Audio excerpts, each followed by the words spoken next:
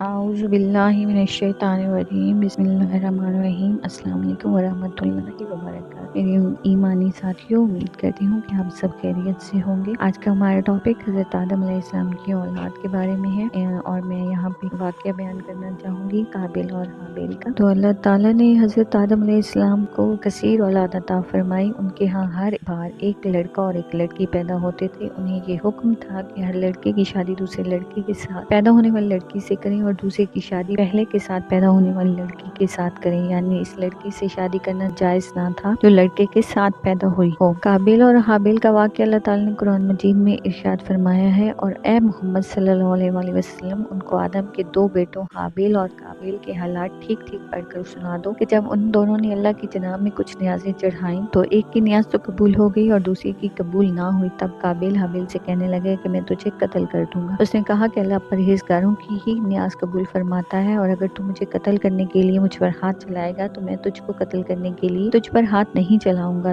یعنی کہ مجھے تو اپنے رب العالمین سے ڈر لگتا ہے۔ میں چاہتا ہوں کہ تو میرے گناہوں میں بھی ماخوذ ہو اور اپنے گناہ میں بھی، پھر اہل دوزخ میں ہو، اور ظالموں کی یہی سزا ہے۔ مگر اس کے نفس نے اس کو بھائی کے قتل ہی کی ترغیب دی، اس نے اسے قتل کر دیا اور خسارہ اٹھانے والوں میں ہو گیا۔ اب اللہ نے ایک گواہ بھیجا جو زمین کو کریدنے لگا تاکہ اسے دکھائے کہ اپنے بھائی کی لاش کو کیسے چھپائے۔ کہنے لگا ہائے افسوس، مجھ سے اتنا بھی نہ ہو سکا کہ اس کوے کے برابر ہوتا کہ اپنے بھائی کی لاش چھپا دیتا، پھر وہ پیشمان ہوا۔ متعدد صحابہ کرام سے روایت ہے کہ آدم علیہ السلام ہر لڑکے کی شادی کسی دوسرے لڑکے کے ساتھ پیدا ہونے والی لڑکی سے کرتے تھے۔ حابیل نے قابیل کی بہن سے نکاح کرنے کا ارادہ کیا، اور قابیل کی بہن زیادہ خوش شکل تھی، چنانچہ قابیل نے چاہا کہ اس کی شادی حابیل کی بجائے خود اس سے ہو جائے۔ آدم نے اسے حکم دیا کہ حابیل کو اس سے نکاح کرنے دے، اس نے انکار کر دیا تو آدم علیہ السلام نے دونوں کو قربانی کرنے کا حکم دیا۔ حابیل بھیڑ بکریاں پالتا تھا، اس نے ایک موٹا تازہ جانور قربان کیا۔ قابیل نے اپنی کھیتی میں سے نکمی فصل کا ایک گٹھا قربانی کے لیے پیش کر دیا۔ آسمان سے آگ اتری، اس نے حابیل کی قربانی کو کھا لیا لیکن قابیل کی قربانی کو چھوڑ دیا۔ اسے غصہ آ گیا، اس نے کہا میں ضرور تجھے قتل کر دوں گا تاکہ تو میری بہن سے شادی نہ کر سکے۔ ایک رات حابیل کو جانور چراتے ہوئے واپس آنے میں دیر ہو گئی تو آدم علیہ السلام نے ان کے بھائی قابیل کو بھیجا کہ معلوم کرنے کے کہ کیوں دیر ہوئی۔ وہ گیا تو اسے حابیل مل گیا، اس نے کہا تیری قربانی قبول ہو گئی ہے، میری نہیں ہوئی۔ اس نے کہا اللہ تعالیٰ اہل تقوی سے قربانی قبول فرماتا ہے۔ اس پر قابیل کو غصہ آ گیا اور اس کے پاس لوہے کی کوئی چیز تھی، اس نے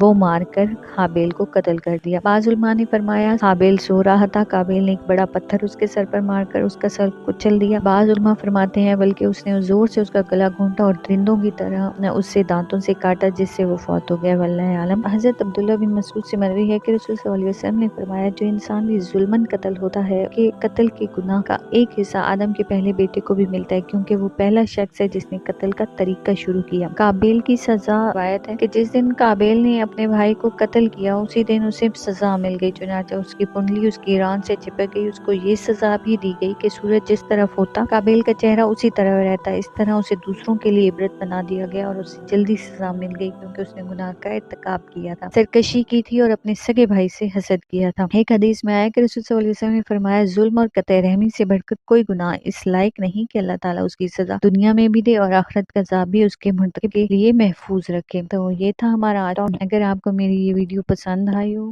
تو میری اس ویڈیو کو لائک کریں، شیئر کریں اور کمنٹس کریں، اور میرے چینل کو سبسکرائب کریں تاکہ میری آنے والی ویڈیوز آپ کو ملتی رہیں۔ اپنا خیال رکھیں، دعا میں یاد رکھیں۔ اللہ حافظ۔